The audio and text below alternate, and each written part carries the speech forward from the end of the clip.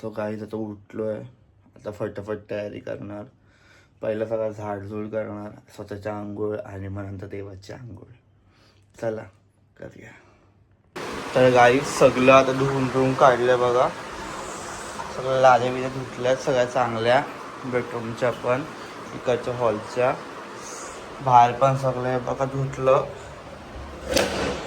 आणि इकडचं लॅडर म्हणजे जिने बिने पण सगळे धुतले, बाहेरचा हुंबरडा सगळा धुतला, सगळं. तर गाईज आता आंघोळ करतो. आंघोळ करून सूर्यदेवाला नमस्कार करून आपल्या देवाच्या पूजेची सुरुवात करतो. सो नमस्कार मंडळी, आता वाजत 6:45 आणि माझी बऱ्यापैकी देवपूजा झालेली आहे. बघू शकता देव काढलेले धुतले आणि लावून घेतला. मी सगळे देव लावतोय आता हळूहळू. स्वामींचा फोटो काढला तिथे ठेवलाय.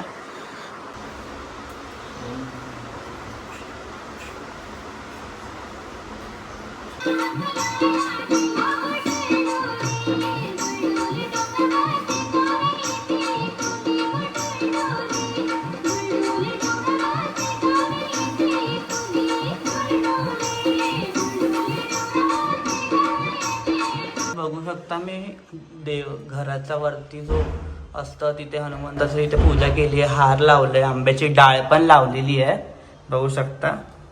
आणि खाली बघाल तर हे बघा मी हुंबरट्याची पण पूजा केली. हुंबरट्या म्हणजे महालक्ष्मीचं प्रतीक असतं. आणि दोन्ही साईडला तुपाचे दिवे लावले आहेत. हे बघा तुपाचे दिवे लावले, धूप लावलंय. इथे आमचा माणिक दिवा आणि इथे कणा काढलेला आहे बघा. आमच्याकडे साधा कणाच काढतात, मला नाही येत. आणि गाईज बघू शकता आता हा माझा देवारा. स्वामींना आज गुरुवार आहे, स्वामींना देखील हार चढवलाय मी, धूप लावलेला आहे. आणि इथे आपले एकविराई आपले कुलदेवचा एक नारळ ठेवलेला आहे. आणि एकविराईचं मानपान केलेलं आहे, चाफ्याचं फूल लावलेलं आहे. महालक्ष्मी माताला, अन्नपूर्णेला बघा कसं मी चावल्यामध्ये ठेवलेलं आहे. बाळकृष्ण पण आहे, जीवदानी मातेला चाफ्याचा मान दिलेला आहे सगळं. आणि इथे बघू शकता मी नारळ सजवलेला आहे नारळी पौर्णिमेचा. आमच्याकडे असंच सजवतात छोटा मोठा. हे बघा कसं सजवला आहे मस्त. आणि नारळी पौर्णिमेला मेन नैवेद्य हा असतो, नारळवाडीचा हा मेन नैवेद्य असतो. या नैवेद्याशिवाय हा सण साजरा होतच नाही. आणि खूप म्हणजे भारी वाटलं. 24 दिवसांनी देव धुतलेत, खूप भारी वाटतं, एकदम छान वाटलं मला. आता मला ऑफिसला पण निघायचं, 8 वाजून गेलेत, अजून माझी तयारी नाही, काय नाही. खूप म्हणजे 5:30ला उठून पण तयारी होत नाही. अजून देवाची पूजा प्रार्थना बाकी आहे करायची, ती पण करेन आता थोड्या वेळात पटापट. आणि सगळं आवरून निघेन. गाईस आता मी आलो ऑफिसवरून आणि हे बघा मी मस्त तयारी केली आणि चाललोय गावात. रोहित, माझ्या काकाची मुलं सगळी बाहेर बघते, सगळी कंटाळली मला फोन करून. दादा फोन केले, आता पटापट तयारी करतो आणि लगेच जातो. तुम्ही पण भेटा तिथेच.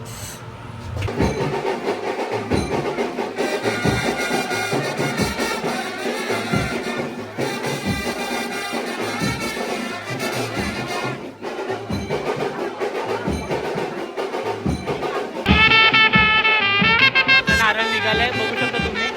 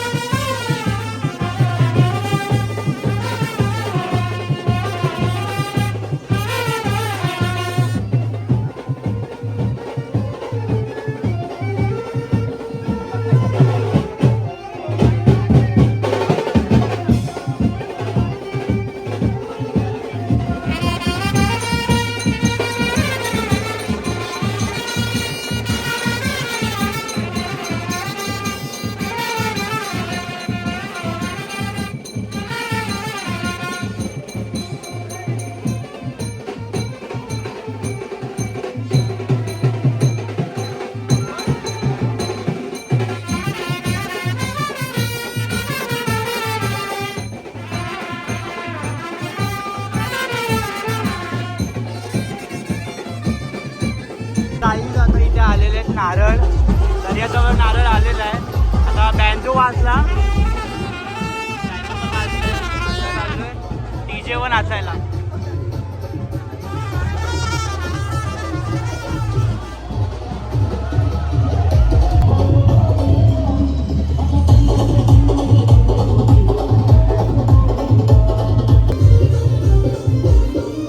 गाईकडे नारळ निघाले आमचं दर्यामध्ये.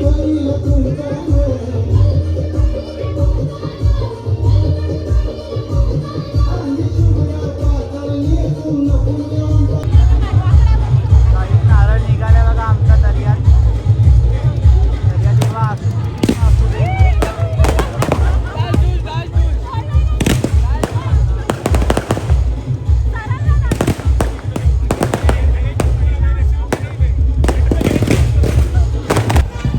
तर गाईज आता फायनली आमचं नाचून बिचून झालेलं आहे सगळं.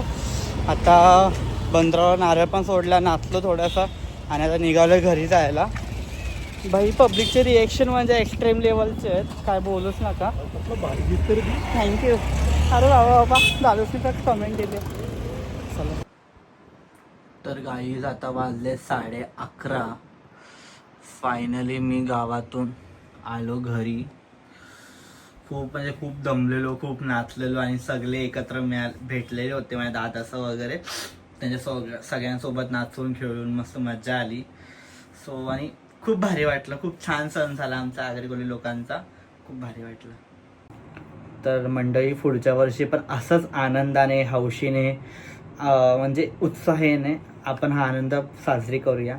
नारळी पौर्णिमा फक्त आजच्या पुरता नाही, दर्यासागराला आपण नेहमी स्वच्छ ठेवलं पाहिजे, नेहमी चांगलं ठेवलं पाहिजे, त्यांचा मान केला पाहिजे, त्यांची रिस्पेक्ट केली पाहिजे.